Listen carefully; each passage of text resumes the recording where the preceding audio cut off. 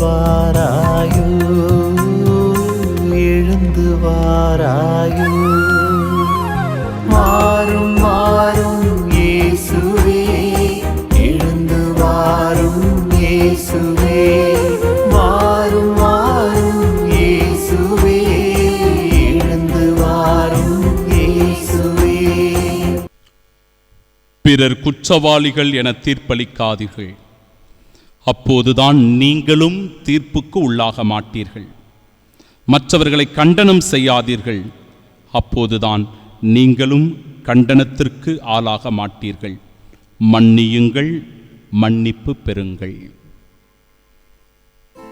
என்றும் வாழும் எல்லாம் வல்ல இறைவா, நற்கருணையில் எழுந்தருளி இன்று எங்களை ஆசீர்வதிப்பவரே, பிறர் குற்றவாளிகள் என தீர்ப்பளிக்காதீர்கள் என்று இந்நாளில் நீர் நற்செய்தியாய் எங்களுக்கு சொல்லுகிறீர்.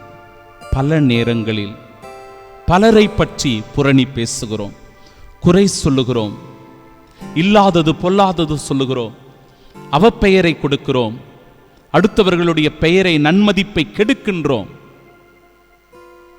ஆம் ஆண்டவரே, இப்படிப்பட்ட தீச்செயலுக்காக நாங்கள் மனம் வருந்துகிறோம் அப்பா, மனம் வருந்துகிறோம் ஆண்டவரே. யாரையாவது நாங்கள் கெடுத்திருக்கிறோமா? எவருடைய நற்பெயருக்காவது நாங்கள் குந்தகம் விளைவித்திருக்கிறோமா? எவரையாவது நாங்கள் அவமரியாதை செய்து இழிவுபடுத்தி இருக்கிறோமா?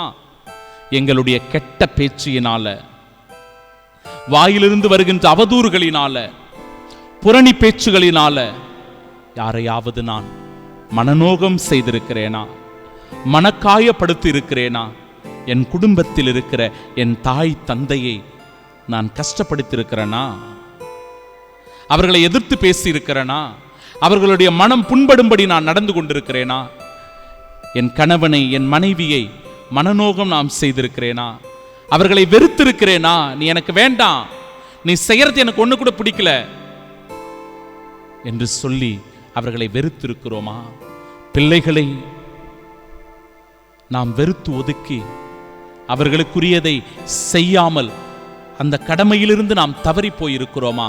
சிந்தித்து பார்ப்போம் பிரியமானவர்களே. இந்த நாள் சொல்லுகிறது, யாரையும் தவறா தீர்ப்பிடாதீங்க.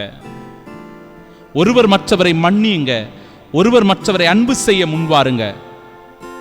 அதன் வழியாக ஆண்டவருடைய அன்பை உன் குடும்பத்தில் நீ காணலாம். ஒருவர் மற்றவரிடத்திலே அன்பு பாராட்டலாம். உன் வாழ்வில் சமாதானம் உண்டாகும். உன் மனம் அமைதியும் நிம்மதியும் பெறும். உன் குடும்பத்தில் ஆறுதலும் தேறுதலும் இருக்கும். ஆம், இந்த நாள் ஒரு நம்பிக்கையான நாள், நம் எல்லோருக்கும் நம்பிக்கையான நாள். அற்புத குழந்தை இயேசுவை நினைவு கூர்ந்து செபிக்கிற ஒரு நாள்.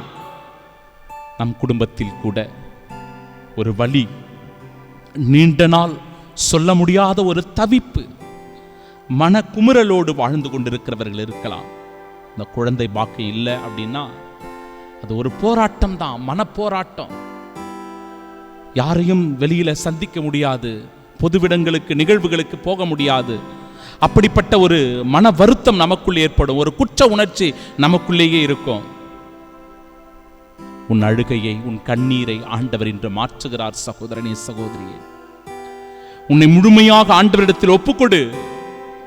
உன் பிரச்சனையை தீர்த்து உன் கர்ப்ப கனியை தொட்டு ஆண்டவர் ஆசீர்வதித்து உன் கர்ப்பத்தில் ஒரு கனி உண்டாகும்படியாக இதோ இந்த நற்கருணை ஆண்டவர் இன்று உனக்கு இருக்கின்ற உன் வயிற்றில் இருக்கிற கட்டியோ, உன் வயிற்றில் இருக்கிற பிரச்சனையோ, உன் வயிற்றில் இருக்கிற எந்த தடையோ நீங்கி ஆண்டவருடைய வல்லமையால் உனக்கு ஒரு குழந்தை பாக்கியம், உனக்கு ஒரு ஆசீர்வாதம், உனக்கு இந்த நாளில் ஒரு நற்செய்தியை ஆண்டவர் தருகிறார்.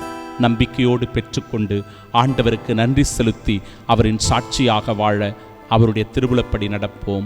ஆமென்.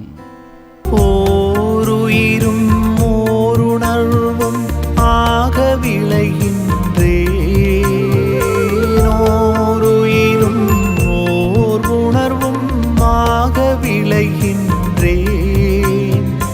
ஒன்றாய் கலந்திட உள்ளம் மகிழ்வேன். எழுந்து வாராயோ, எழுந்து வாராயோ.